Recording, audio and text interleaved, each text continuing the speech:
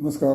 प्रमोद रानडे आणि मी आज तुम्हाला जे सांगतो आहे ते तुमच्या घर खर्चासाठी जे जे तुम्हाला एक्सेस बिल्लं वाटतात की जे महिन्याला जास्त खर्च होत आहे ते खर्च सबसिडाईज करण्यासाठी तुम्ही शेअर मार्केटचा आधार घेऊ शकता. ETF मी सांगितलं तर बेस्ट आहे, पण इंडिव्हिज्युअल शेअर्स पण अवेलेबल आहेत मोठ्या मोठ्या खर्चांसाठी. टिपिकली आपल्याला वाटतं इलेक्ट्रिसिटी बिल्स प्रचंडच वाढली आहेत आपली गेल्या एक वर्षामध्ये.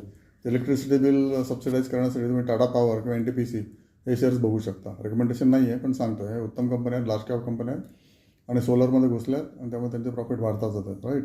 त्याच्यानंतर होम, आपलं घर सगळ्यात महाग गोष्ट आहे. तर घरासाठी काय काय लागतं तर स्टील लागतं, सिमेंट लागतं, टाईल्स लागतात, ओके, इलेक्ट्रिकल केबल्स लागतात, ॲल्युमिनियम, प्लास्टिक, ओके, बऱ्याच गोष्टी असं लागतात. आणि त्याचे कुठले शेअर्स आहेत तर एशियन टाईल्स, कजारिया सिरॅमिक्स आहे, नंतर टाटा स्टील, ACC सिमेंट आहे, ओके, ॲल्युमिनियममध्ये नाल्को आहे, नंतर हिंदुस्तान झिंक आहे, प्लास्टिकसाठी नीलकमल आहे.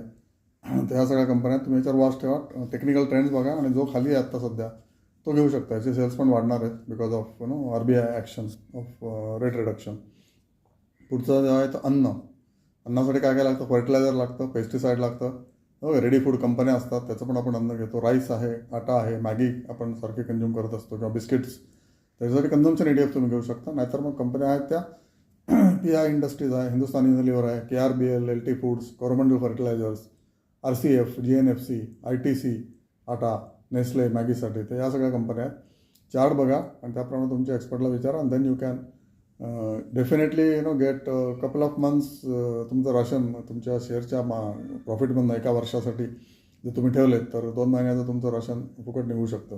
त्यानंतर ऑटो आपण सारखे हिंडत असतो, 2 व्हीलर 4 व्हीलर ओला उबर, ओके, त्याच्यासाठी काय काय ऑटो सेक्टरमधलं ऑटो ETF आहे. ओके, ऑटो ETF ऑलरेडी 20पासून आता 24पर्यंत गेलेला आहे, पण ठीक आहे, स्टील कॅन हॅज काय म्हणायचं capacity to go up to another 20%. So auto ETF is what typically people buy. नाहीतर मग तुम्हाला माहिती आहे तर बजाज ऑटो एक्सपोर्ट प्रचंड 40-50% एक्सपोर्ट करतात ते साऊथ अमेरिका आणि आफ्रिका वगैरे. आयशर मोटर्स, ओके, नंतर बजाज फायनान्स की आपण जे हप्ता इथून पैसे हप्त्याचे घेऊन 2 व्हीलर घेतो, बजाज फायनान्स हा वरती आता घेण्यासारखं नाही आहे, पण तरी कार कंपन्यामध्ये हुंडाई हे सगळ्यात सध्या घेण्यासारखं आहे. राईट. असं 3 तुम्हाला खर्चाचे सांगितले की कुठले कुठले शेअर तुम्ही घेऊ शकता आणि टिपिकली एका वर्षभरात जर तुम्ही ठेवले तर 2 महिन्याचा वर्षातले 2 महिन्याचा एक्सपेन्स तुम्ही सबसिडाईज करू शकता प्रॉफिटमधनं. पण प्रॉफिट बुक करायला पाहिजे, ओके. आणि शॉर्ट टर्ममध्ये तुम्हाला 20% टॅक्स आहे, हे पण विसरू नका. शॉर्ट टर्ममध्ये 20% टॅक्स भरा, पण 80% तुमचे आहेत. ओके, बघा, विचार करा, तुमच्या एक्सपर्टला विचारा आणि ॲक्शन घ्या. ॲक्शन महिन्यातनं एकदाच घ्यायला लागते. ओके, रोज बघायची जरूर नाही, पण राईट टाईमला तुम्ही एक्सपर्टचं ऐकायला पाहिजे. Thank you so much.